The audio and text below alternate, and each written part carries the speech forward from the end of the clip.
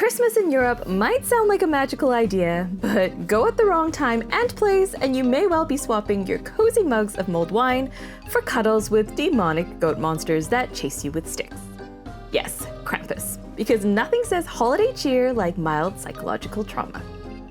In this video, we are going to dive into the controversial holiday time tradition of Krampus and what to know if you're dying for your own Krampus experience. Now, in case you're new here, hi, I'm Christina from happytowander.com. And this channel is all about practical travel advice from someone who's been there, done that, and been chased by Krampuses so you don't have to. So be sure to like and subscribe if that sounds like your kind of thing. Let's start with the basics. Who exactly is Krampus? Now, for those new to the concept, Krampus is often described as a half-goat, half-demon, who plays a chilling role in Alpine folklore as St. Nicholas's bad cop, accompanying him on the evening of December 5th, the eve of St. Nicholas Day, as St. Nick visits all the houses and gives gifts of fruits and nuts to the good kids, while naughty kids have Krampus gifting them some good old-fashioned anxiety, beating them with his stick, or in some extreme cases, throwing them in his sack for a full-on kidnapping to the underworld.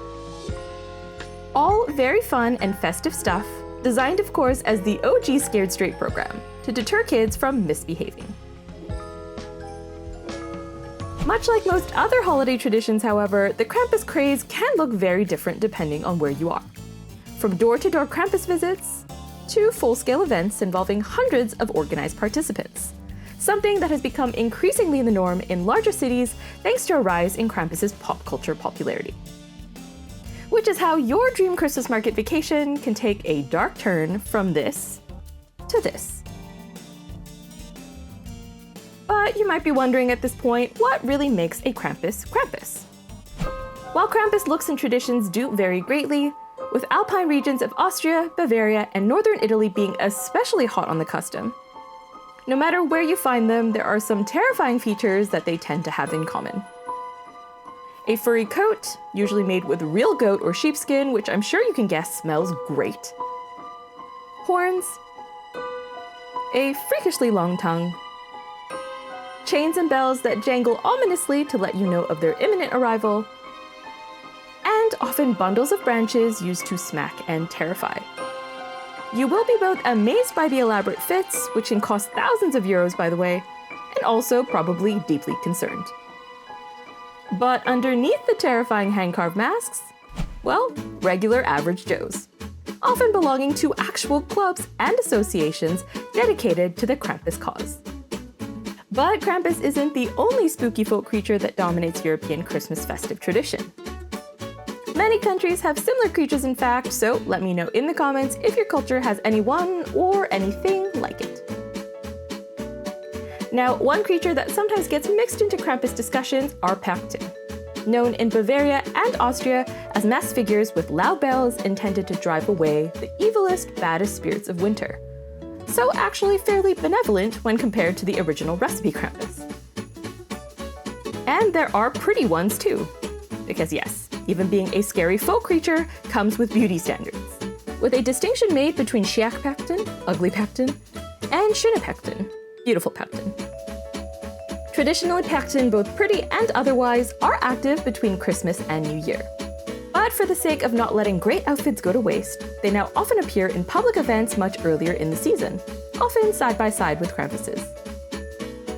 Now, with all the basics out of the way, your next question might be where to see or potentially avoid Krampus. Well, the first is by attending a Krampuslauf, a parade where dozens, sometimes hundreds of people dressed as Krampus sprint around the streets while spectators nervously pretend they're not scared. Again, thanks to a surge in pop culture popularity, Krampus parades and runs can now be found in many big cities across Central Europe. Like in the elegant Austrian capital of Vienna, where you'll find several Krampus and Perchten-related events, including one hosted at the iconic Prater amusement park every year. Though this one is a fairly kid-friendly version, so many of the participants are actually quite sweet. Krampus has also become a pretty big deal in the picture-perfect city of Salzburg, where around St. Nicholas Day every year, over 100 Krampuses eagerly attend one of the biggest city Krampus runs in Europe, with a set route weaving through the UNESCO World Heritage Old Town. Though don't expect an organized march or any oversized parade floats. Instead, the Krampuses simply march, run, and occasionally do some light crowd work, meaning they will come into the crowd and grab, tease, and even whip the ones they smell the most fear on.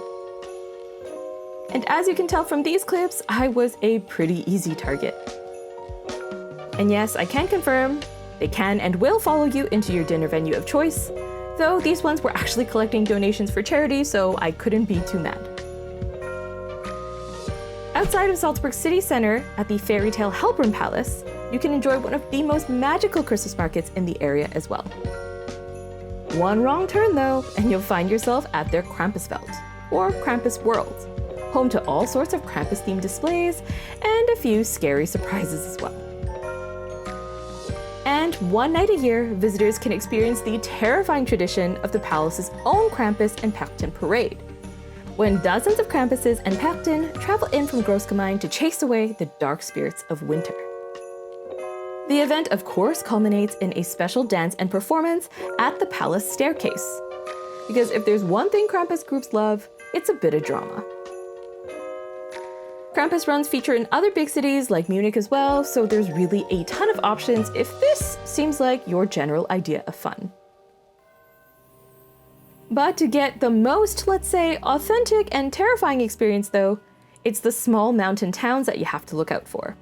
Some of which have made headlines over the years for the sheer anarchy of their Krampus gatherings, which leads us well into a necessary discussion of Krampus controversies. And I don't just mean the countless cringy movies that have been produced about him over the years.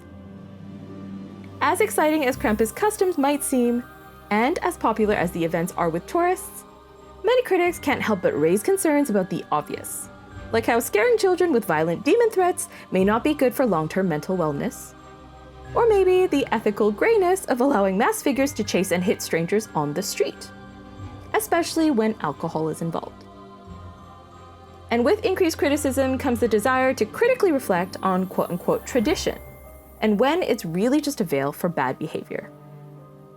Like on the German island of Borkum, where officials only last year banned a centuries-old tradition involving Krampus-esque creatures hitting women on the bum with cow horns.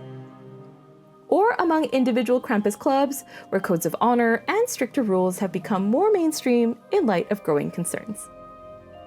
So, Krampus. A fun tradition or a harmful one in need of evolution with the times? Let me know what you think in the comments. Alright, thanks so much for watching. Be sure to like and subscribe for more travel videos just like this one, and I'll see you next time.